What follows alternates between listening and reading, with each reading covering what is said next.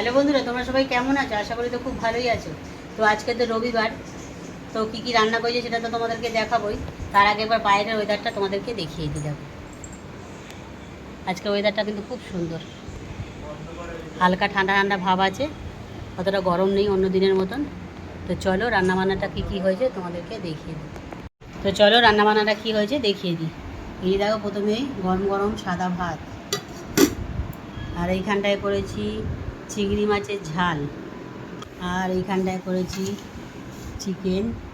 আজকে চিকেনটা একটু পাতলা করে ঝোল করেছি, গাজর পেঁপে আলু দিয়ে। আর এইখানটায় করেছি, তোমরা কি দেখে বলতে পারবে এটা কি?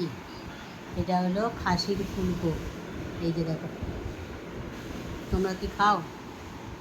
কে কে খেতে ভালোবাসো একটু কমেন্টে বলো। আর এইখানটা আছে স্যালাড, শসা আর পেঁয়াজ কেটে নিয়েছি, আর আছে আমের চাটনি।